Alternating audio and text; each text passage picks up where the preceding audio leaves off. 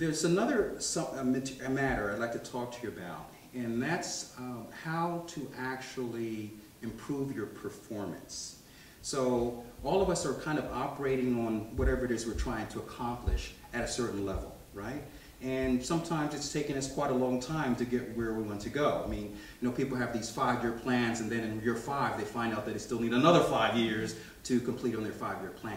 I'm going to share with you some principles that I discovered that will help you get to where you want to go at a much faster rate, okay? And actually these principles, I'm going to give credit to my mentors for this. The book is called The 3 Laws of Performance, and it's written by 2 authors. One of them is Stephen Safran, and the other is David Logan. David Logan is a former professor at the Harvard Business School, and Stephen Safran runs a firm called the Vanta Group, and they've been doing this transformational type work throughout the world that I'm going to share with you. I thought I should give them credit for that, okay? So let me share with you then the 3 laws of performance. I think these things will actually make a difference to you who are here present in this room, and you're getting what you want out of life. So the first law of performance is that people perform according to how situations occur to them, okay? Performance is correlated with how a situation occurs to you. So, for example, if you're in a business, right, and you think that the market is hopeless, right, then you're going to behave as though the market's hopeless. You're not going to go out and make phone calls. You're certainly not going to spend a lot of your time doing strategic planning, because why bother doing that? It's hopeless, right? So people perform according to how situations occur. That's the first law. The second law is that how things occur to us shows up or arises in our speaking about them.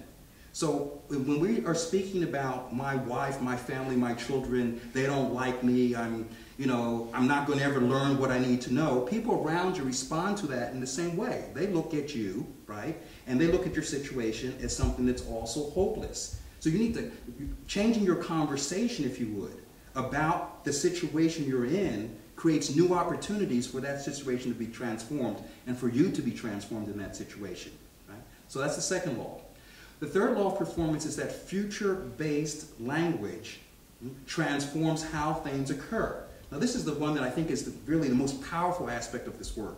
Because when you say, I'm going to go to the United States, say if you're not living in the United States, that puts you in a mode of, well, what am I going through now? Oh, I'm not employed. Well, I guess that means I have to get a job. Or I'm employed, but I'm not making enough money. That means I have to get a better job. Because what you promised to do actually defines, what you promised to do in the future defines what you will do in the present. So those commitments that we make about the future are what transforms the present experience from being, I'm stopped, I can't do anything, to, oh, this is where I am now, this is where I need to go in order to get to where I want to go next. So let me summarize that again for you. I think you'll find this, I found this very powerful in my life, and I hope that you will too. First is, what people behave according to how situations occur to them. Second, conversation, language changes how things occur. Third, future-based language transforms how things occur to us in the present. Instead of seeing something as a breakdown, you see it perhaps as a breakthrough.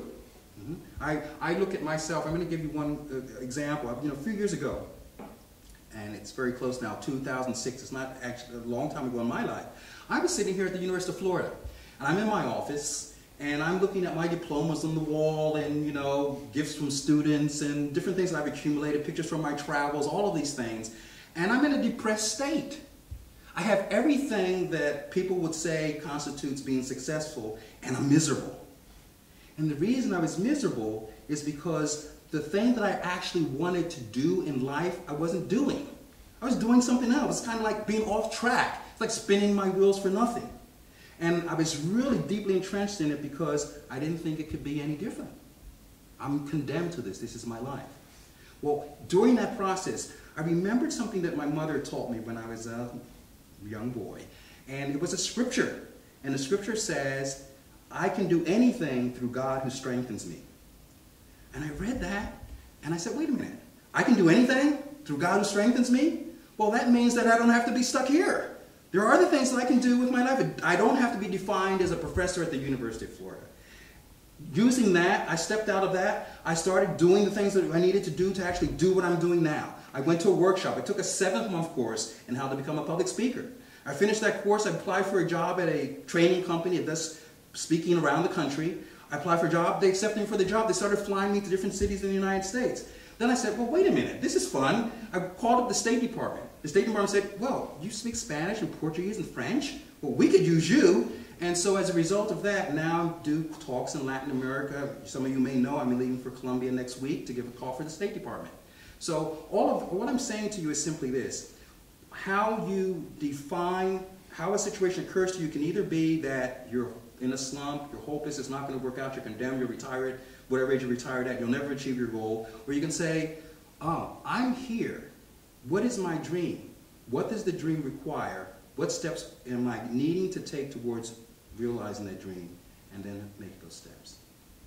So that's the 3 laws of performance. I'm glad that I was able to share them with you. It's something I wanted to share with all of you for some time. And thank you for allowing me to do that.